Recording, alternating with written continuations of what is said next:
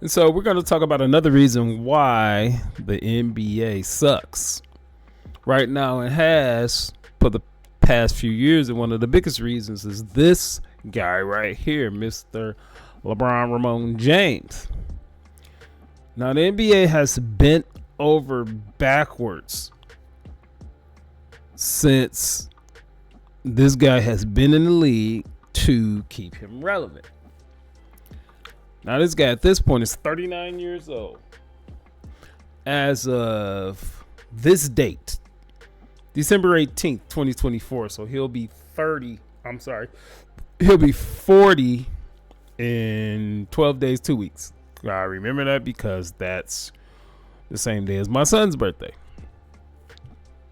Now, it would be different if his game was still marketable.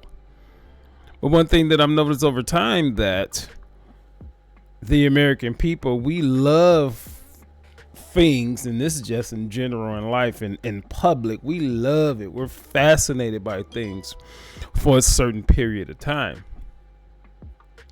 And then after that certain period of time, we grow to hate that. And you can give an example of any dynasty in any sport. If you're outside of that team's fan base,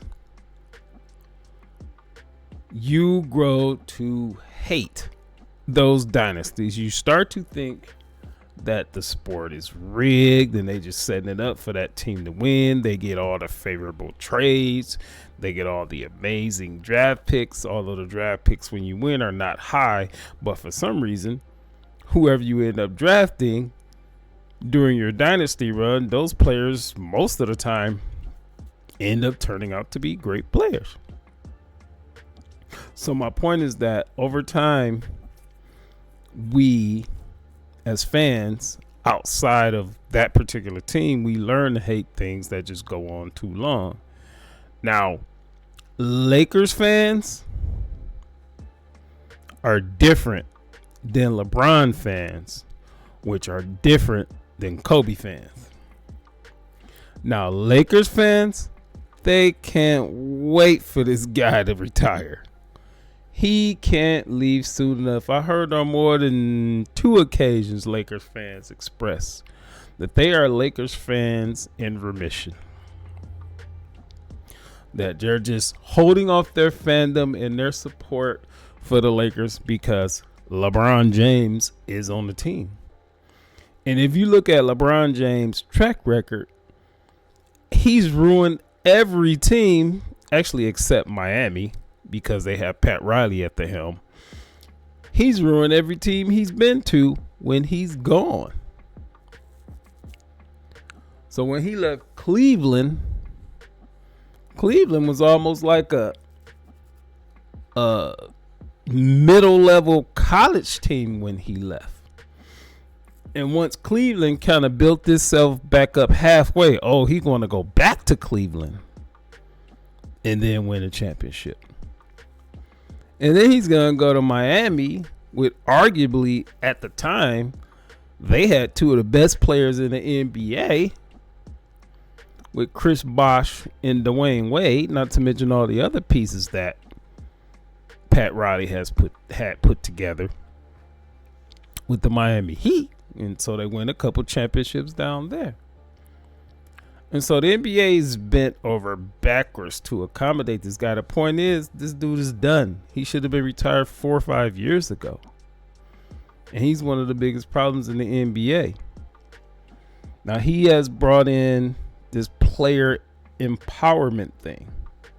Now, I do believe in a level of player empowerment. But the players should not be able to dictate things at such a level that they do in the NBA. And forgive my ignorance, I don't know if this is the way it is in the other major sports leagues, but the players, which actually I think it sounds fair, they get the majority of the revenue, which I think in NBA they get like 51% of the revenue.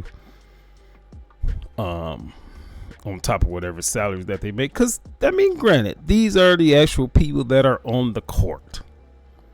But if you look at it the other way, they wouldn't be on the court if the owners didn't put up the money, didn't build the arena, didn't pay the players, didn't draft, all of that type of stuff. So it's kind of one hand washes the other in a certain way. Because if you don't put a winning team on the court, nobody's going to come to watch. The networks are not going to pay for the product, this and that. So you put up the money, but then you invest the money wisely to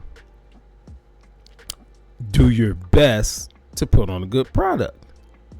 So, we can go back and forth on that.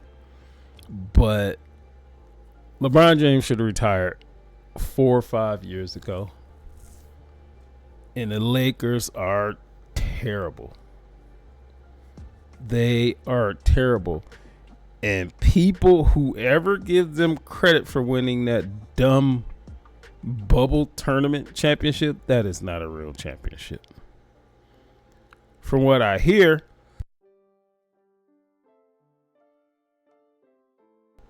most of the players in the bubble didn't even want to be there. And you can't blame them. They were on this campus. They were secluded. And most of them just wanted to go home. They didn't really give it much effort. And what do you know? The Lakers won the bubble championship. Again, another way that the NBA has bent over to make things easier for one LeBron James. Now, they're still trying to keep this guy relevant. In the meantime, they got some great players in the NBA that should be marketed to places outside of their own home state and their home city. So I'm sure when the Memphis Grizzlies go to play Utah, they would probably like to know what Ja Morant is about a little bit. When they go to play Portland, I'm sure they would like to know what Ja Morant is about a little bit, because obviously they care about their hometown players more. Maybe generally in America, if they knew what a player like Ja Morant was about, or a player like Victor Wembanyama in San Antonio, 7'4" freak in a good way.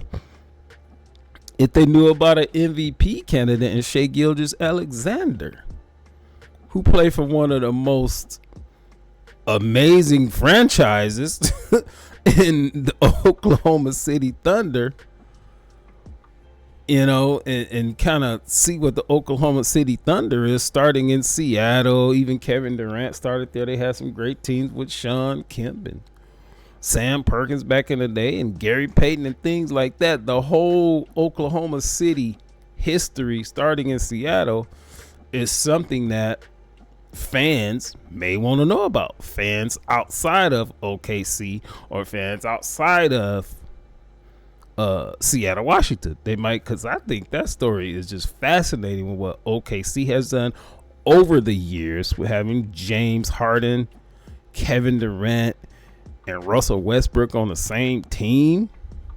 Is just, and they back up there again, and they're very competitive. It's just things like that.